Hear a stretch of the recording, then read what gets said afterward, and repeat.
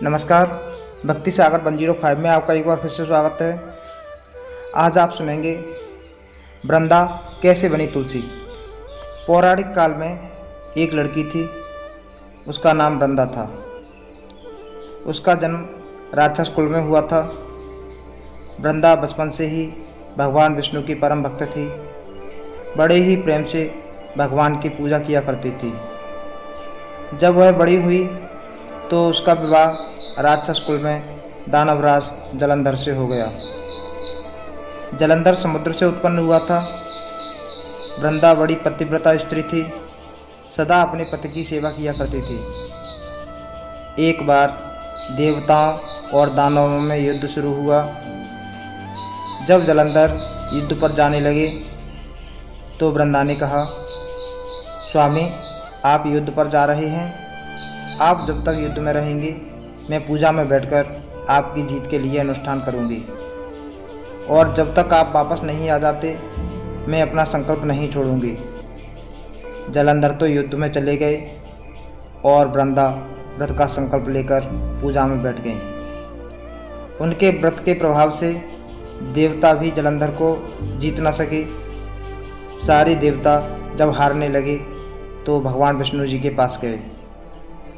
सबने भगवान विष्णु से प्रार्थना की तो भगवान कहने लगे कि वृंदा मेरी परम भक्त है, मैं उसके साथ छल नहीं कर सकता।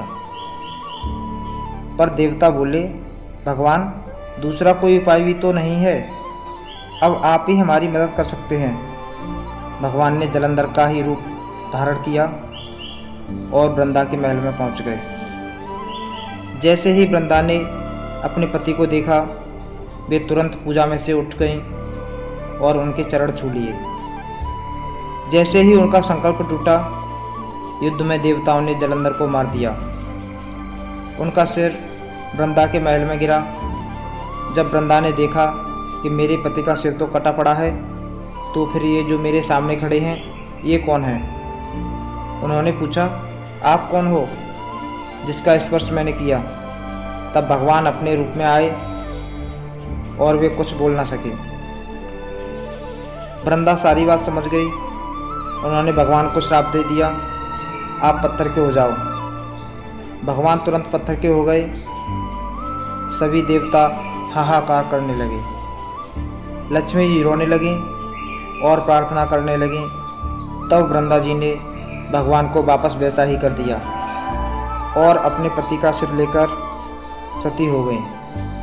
इनकी राख से एक पौधा निकला। तब भगवान विष्णु ने कहा, आज से इनका नाम तुलसी है और मेरा एक रूप इस पत्थर के रूप में होगा, जिसे शालिग्राम के नाम से तुलसी जी के साथ ही पूजा जाएगा, और मैं बिना तुलसी जी के प्रसाद स्वीकार नहीं करूँगा। तब से तुलसी जी की पूजा सभी करने लगे और तुलसी जी का विवाह शालिग्राम जी के साथ कार्तिक मास में किया जाता है। देव उठनी एकादशी के दिन इसे तुलसी विवाह के रूप में मनाया जाता है। अगर आपको ये कहानी अच्छी लगी तो नीचे कमेंट बॉक्स में कमेंट करके ज़रूर बताइए। वीडियो को लाइक और शेयर ज़रूर करें। आप चैनल पर नए हैं तो चैनल को सब्सक्राइब करके बेल आइकन दबा दें, जिससे मेरी आने वाली सभी वीडियोज़ की नोटिफिकेशन आपको समय पर मिलती रहे। धन्यवाद।